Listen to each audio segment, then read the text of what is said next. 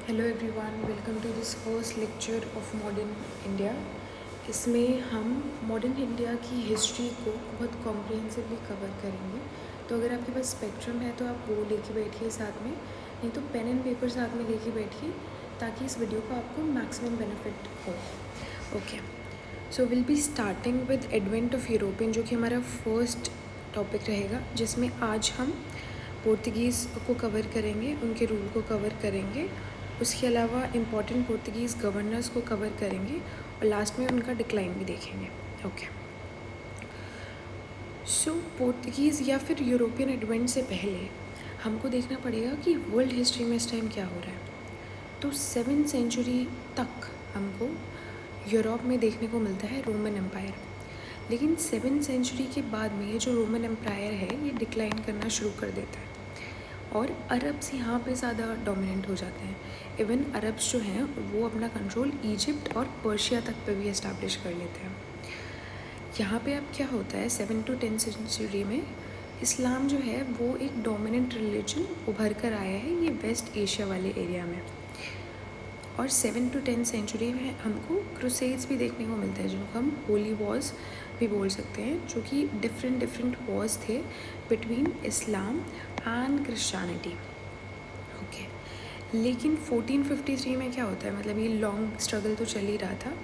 1453 में होता है कि जो कॉन्स्टेंटिनोपल है, जो कि यहाँ टर्की वाला जो एरिया है यहाँ पे पड़ता है, ये एक सिटी रहता है, कैपिटल रहता है कॉन्स्टेंटिनोपल। ये पहले बाइजेंटीन एम्पायर के अंडर आता है, लेकिन 1453 में जो महमूद सेकंड होते हैं वो कॉन्स्टेंटीन 11 को, जो कि बाइजेंटीन एम्पायर के रूलर रहते हैं उस टाइम पे, उनको हरा देते हैं। और अब जो है कॉन्स्टेंटिनोपल पे कंट्रोल आ गया है ऑटोमन टर्क्स का। तो क्योंकि अब क्रिश्चियनिटी के हाथ से बागडोर चली गई है और इस्लाम के हाथ में बागडोर आ गई है उस वाली एरिया की, तो ट्रेड रूट्स जो है, जो कि ईस्ट के साथ में ट्रेड पहले जो रोमन्स करते थे या यूरोपियंस करते थे वो बंद हो गया है। इवन रेड सी वाला एरिया भी बंद हो गया है, मतलब अब रेड सी प्लस जो लैंड रूट है वो दोनों ही बंद हो गए हैं ट्रेड करने के लिए। तो अब यूरोपियंस ट्रेड नहीं कर पा रहे हैं, और अगर कर रहे हैं तो इस कंडीशन पे कर रहे हैं कि बहुत ज़्यादा टैक्स देना पड़ेगा और इस्लाम अडॉप्ट करना पड़ेगा। तो रिलीजियस वो भी डाल दिया है, रेस्ट्रिक्शन भी डाल दिया है, रिलीजियस रेस्ट्रिक्शन डाल दिया है, प्लस कमर्शियल रेस्ट्रिक्शन भी डाल दिया है कि बहुत ज़्यादा टैक्स दो, ऊपर से इस्लाम भी अडॉप्ट करो। ओके, तो बहुत नीड हो गई है अब यूरोपियंस को, इस टाइम बहुत नीड हो गई है, और ये एकमात्र सोल्यूशन है कि उनको ढूंढना ही पड़ेगा ऑल्टरनेटिव ट्रेड रूट, और ये ट्रेड रूट अब वो सी के थ्रू ढूंढ सकते हैं। ठीक है, अभी इस टाइम 15वीं सेंचुरी यूरोप का क्या सिनारियो है।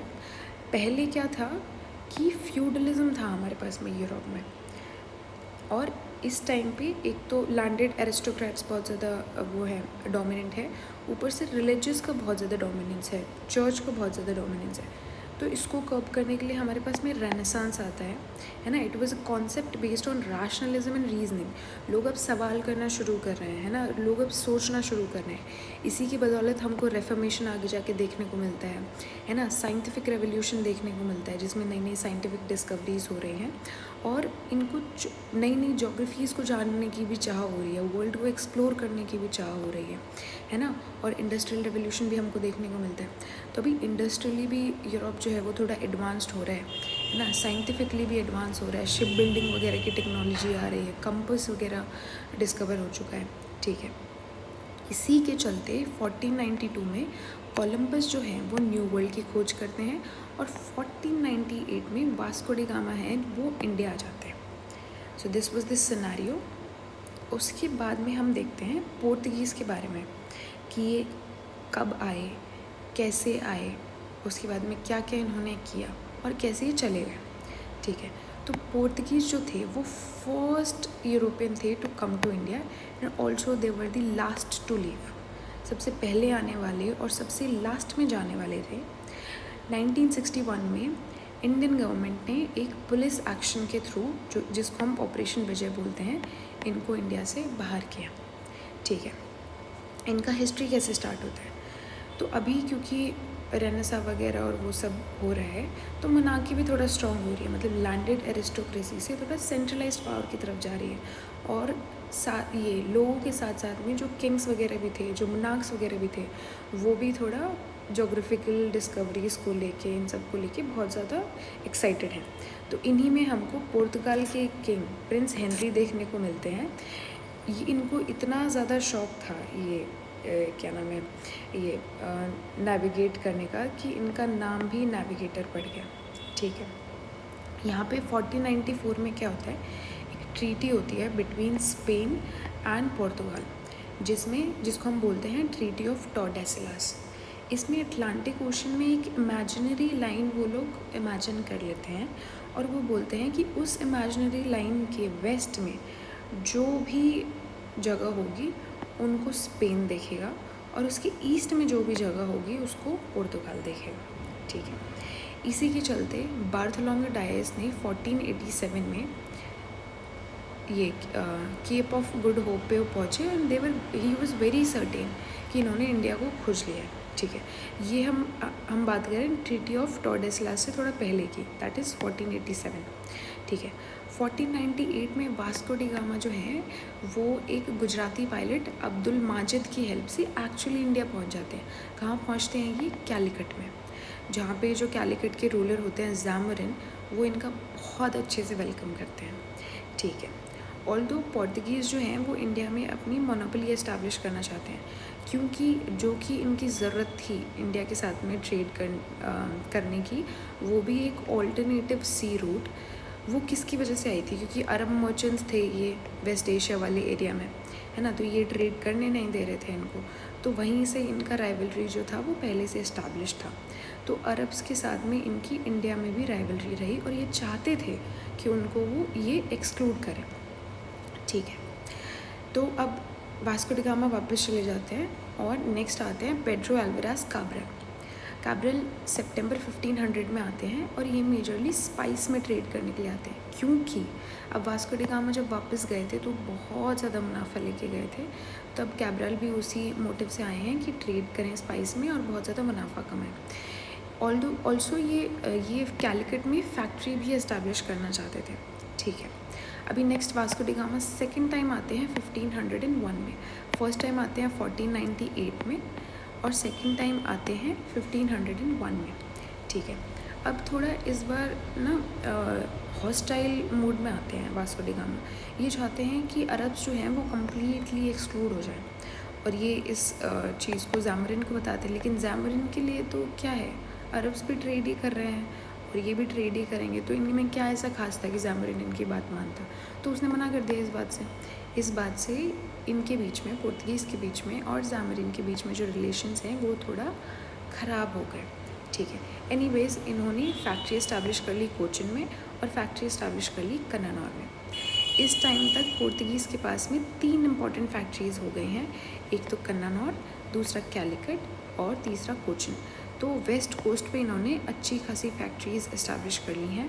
अगर आप मैप बना के, ऐसे रफ मैप बना के देखें, तो सबसे ऊपर कन्नानौर, फिर हमारे पास कैलिकट आता है, फिर हमारे पास कोचिन आता है। ओके, तब क्योंकि इतना फ़ायदा हो रहा है, तब किंग ने सोचा कि थोड़ा इसको स्ट्रक्चर्ड वे में करते हैं। ठीक है, इसके लिए उन्होंने अब गवर्नर्स अपॉइंट करना शुरू किया। तो पहले जो गवर्नर थे उनको हम फ्रांसिस्को डी अल्मेडा बोलते हैं, जो 1501 में जिनको अपॉइंट किया गया था 3 साल के लिए। He was the first governor, Almeida was the first governor. ठीक है, तो पुर्तगाली जो किंग है उन्होंने इनको अपॉइंट किया था। इनको 3 काम दिए गए थे, एक तो फैक्ट्री इस्टेब्लिश करना है, फोर्ट्स इस्टेब्लिश करना है, और नेवी को एक्सपेंड करना है। इन्हीं की पॉलिसी थी जिसको हम ब्लू वाटर पॉलिसी बोलते हैं। इसमें क्या था कि आपको वाटर्स में अपना मोनोपोली बना के रखना है, अपना पार बना के रखना है, डोमिनेंस बना के रखना है सी रूट्स पे, उसको कंट्रोल करके रखना है। ठीक है, इसी के चलते इन्होंने अंजदीव करके जो टेरिटरी है गोवा से थोड़ा सा नीचे पड़ती है, ये फर्स्ट इंडियन टेरिटरी थी जो पोर्तुगीज़ के डायरेक्ट कंट्रोल में आई। मतलब ऐसा नहीं है कि फैक्ट्री इस्टेब्लिश कर ली, रूलर कोई और है, पर ये फर्स्ट टेरिटरी थी जो पोर्तुगीज़ के डायरेक्ट कंट्रोल में आई, और ये हम अल्मेडा की बात कर रहे हैं। ओके, सो इसके बाद में क्या होता है, अंजदीव पे तो इन्होंने कंट्रोल इस्टेब्लिश कर लिया। अब ये थोड़ा ऊपर बढ़ते हैं और इनको दीयू पे भी कंट्रोल चाहिए, ठीक है। तो दीयू के लिए हमारे पास में 2 बैटल्स, इवन 3 बैटल्स देखने को मिलती हैं। First 2 battle of Chaul and battle of Dabhol, ये 1508 में होती हैं दीयू के लिए। किसके किसके बीच में होती हैं? ये होती है, अब यहाँ पे गुजरात का रूलर था, उसके अलावा इजिप्ट्स भी थे, इवन वेनिस लोगों ने भी इनकी हेल्प की। तो ये एक अलायंस या ग्रुप बोल सकते हैं जिसके खिलाफ पोर्तुगीज़ लड़े, अल्मेडा की फोर्स लड़ी, ठीक है। इनमें क्या होता है कि ये जो कंबाइंड आर्मी होती है, इससे जो पोर्तुगीज़ होते हैं वो हार जाते हैं और अल्मेडा का बेटा भी इन लड़ाइयों में मारा जाता है, ठीक है। अभी 1 साल के अंदर अंदर ही जो अल्मेडा है वो वापस से लड़ाई करता है, which is battle of Diu, और इसमें ये जो कंबाइंड फोर्स है इनको बहुत क्रशिंगली हरा देता है और दीयू पे कंट्रोल इस्टेब्लिश कर लेता है, ठीक है। उसके बाद में सेकंड जो गवर्नर आते हैं उनको अल्फोंसो डी अल्बुकर्की भी हम बोलते हैं। अल्फोंसो डी अल्बुकर्की 1508 से लेके 1509 तक इन्होंने रूल किया। इवन इनको real founder of Portuguese empire in India भी बोला जाता है, ठीक है। इनके क्या क्या एम थे?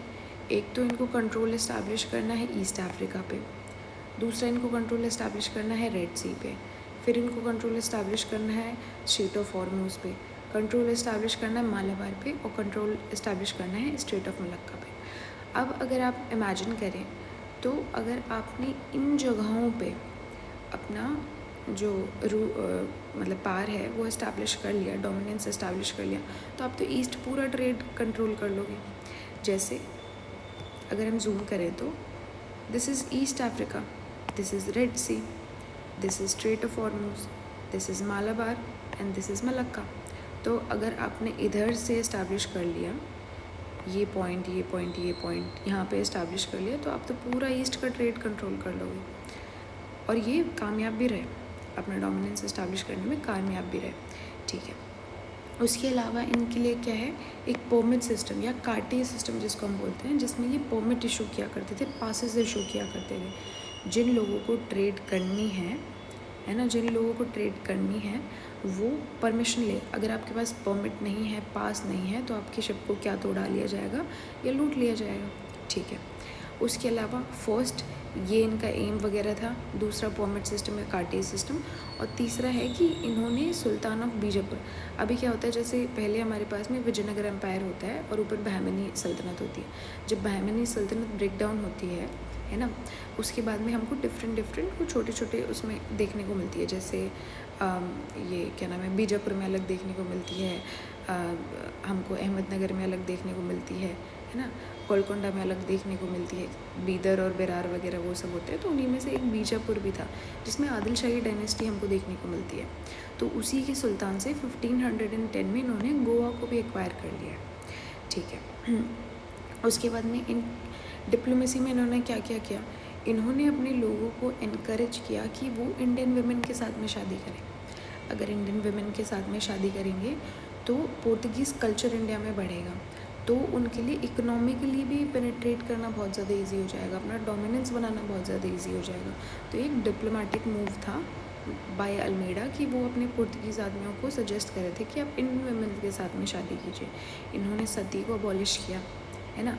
इनके बहुत अच्छे रिलेशंस थे विजयनगर एम्पायर के साथ में, स्पेशली कृष्णदेवराय, बहुत अच्छे रिलेशंस थे। और मुस्लिम्स को तो इन्होंने बिटरली परसिक्यूट किया क्योंकि इनकी राइवलरी वहीं से शुरू थी, यूरोप से ये साथ में लेके आ रहे थे, तो इंडिया में भी उसने रिफ्लेक्ट किया और ये बहुत रिलीजियसली हॉस्टाइल थे टुवर्ड्स मुस्लिम, ठीक है।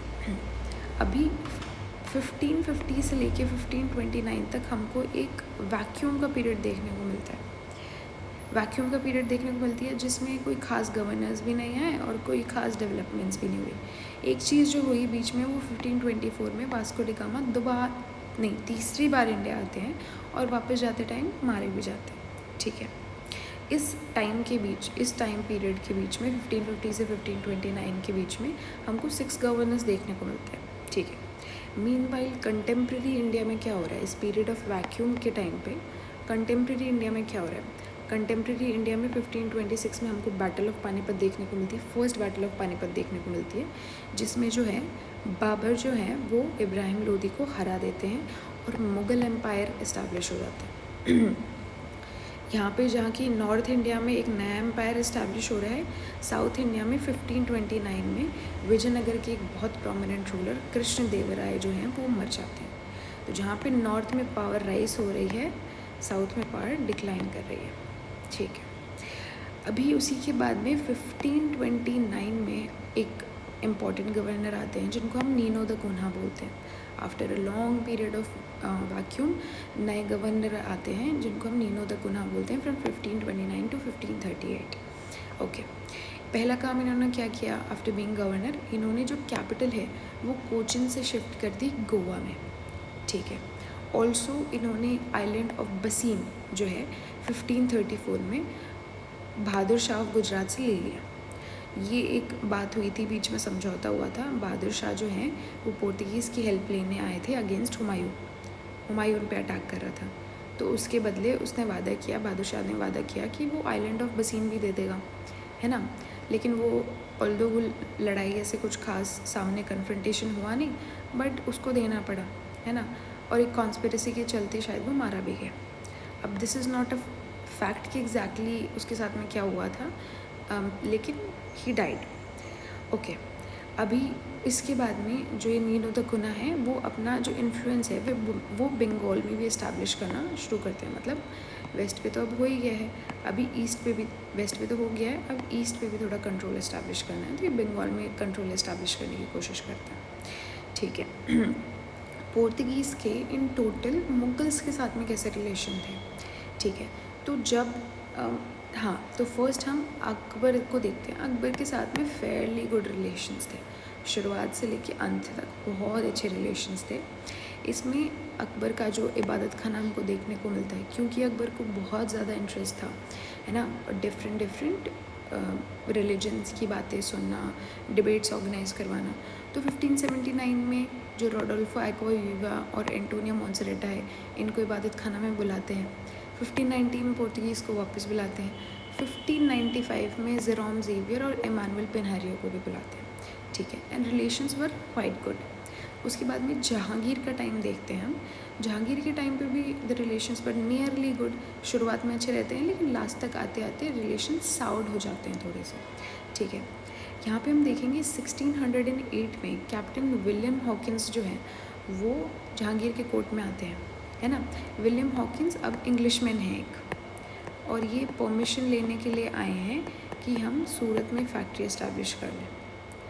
ठीक है, लेकिन पोर्तुगीज़ इस चीज़ को अपोज करते हैं। तो जहांगीर जो है वो कैप्टन विलियम हॉकिंस को फैक्ट्री इस्टेब्लिश करने की तो परमिशन नहीं देते हैं, लेकिन क्योंकि विलियम हॉकिंस को टर्किश आती थी तो उनको 400 उसका मनसबदार ज़रूर बना देते हैं। ठीक है, उसके बाद में 1612 में कैप्टन बेस्ट आते हैं। ये बैटल ऑफ सुवोली में सक्सेसफुली पोर्तुगीज़ को हरा देते हैं सी, जिसकी वजह से अब जहांगीर बहुत खुश हो गया है। और जहांगीर खुश हो गया है तो वो परमिशन दे देता है टू एस्टैब्लिश फैक्ट्री एट सूरत 1612 में। ठीक है, तीसरा क्या होता है 1630 में, अब पोर्तुगीज़ जो है वो मुग़ल शिप्स को कैप्चर कर लेते हैं, जिसकी वजह से जहांगीर जो है वो और ज़्यादा ऑफेंड हो जाता है। तो स्टार्टिंग में relations were good, but last में आते आते रिलेशंस बेकार हो जाते हैं। ठीक है, थर्ड हम देखते हैं शाहजहाँ के टाइम पे क्या होता है। ऑलमोस्ट रिलेशंस ख़त्म हो जाते हैं शाहजहाँ के टाइम पे। क्या होता है, पोर्तुगीज़ जो है वो स्लेव ट्रेड शुरू कर देते हैं हुगली में। दूसरा, ये 24 जून 1632 में 2 स्लेव गर्ल्स को कैप्चर कर लेते हैं मुमताज़ महल की, तो वो अब दिक्कत कर गया है शाहजहाँ के लिए। तो शाहजहाँ अपने गवर्नर कासिम खान को बोलते हैं कि हुगली को कैप्चर कर लीजिए, तो वो हुगली को कैप्चर कर लेते हैं और इनको भगा देते हैं। तो रिलेशंस बहुत ज़्यादा ख़राब और डिक्लाइन करने लगे हैं। ठीक है, अभी पोर्तुगीज़ का जो रीज़न है डिक्लाइन का इंडिया में वो क्या क्या है। पहला रीज़न कि इनकी जो रिलीजियस पॉलिसीज़ थी वो बहुत ऑर्थोडॉक्स थी, बहुत इंटॉलरेंट थी टुवर्ड्स इस्लाम एज़ वेल, और ख़ुद के रिलीजन को चाहते थे कि हमारा रिलीजन ही बढ़े, ज़बरदस्ती लोगों को कन्वर्ट करा रहे हैं, है ना। दूसरा, बहुत करप्टेड काम चल रहा है इनका, करप्शन बहुत है इनके काम में, और इनकी जो ट्रेड पॉलिसीज़ हैं वो बहुत डिसऑनेस्ट है, लॉयल्टी वाला कोई सीन नहीं है। ठीक है, अभी उसके अलावा मराठास भी अब एक नई पावर के रूप में उभर रहे हैं। तो मराठास जो हैं वो सेल्सेट और बसीन को कैप्चर कर लेते हैं पोर्तुगीज़ से, ठीक है। और ये एक इम्पॉर्टेंट प्लेसेस थी इनके कंट्रोल के लिए, ठीक है। उसके अलावा अभी जो पहले ये ट्रेड में मोनोपोली देख रहे थे वो मोनोपोली इन्जॉय नहीं कर रहे, क्योंकि अभी डच भी आ रहे हैं, इंग्लिश भी आएंगे, बाकी यूरोपियन पास भी आएंगी, तो पोर्तुगीज़ की पावर डिक्लाइन करने लग जाएगी, ठीक है। बाकी एक इम्पॉर्टेंट रीज़न ये भी था कि अभी ब्राज़ील की डिस्कवरी हो गई है, तो इनका जो अटेंशन है वो इंडिया से हट के ब्राज़ील की तरफ चला गया, तो इनका खुद का अटेंशन भी हट गया है। दूसरा इनका कंट्रोल भी नहीं रहा है यहाँ पे, है ना। मराठास वगैरह जैसे इंपॉर्टेंट पार्ट्स राइज़ कर रहे हैं, बाकी यूरोपियंस राइज़ कर रहे हैं। खुद की इनकी ट्रेड पॉलिसीज़ बहुत ऑनेस्ट नहीं थी और रिलीजियस पॉलिसीज़ भी अच्छी नहीं थी। So these were the reasons जो कि पोर्तुगीज़ के डिक्लाइन का कारण बने।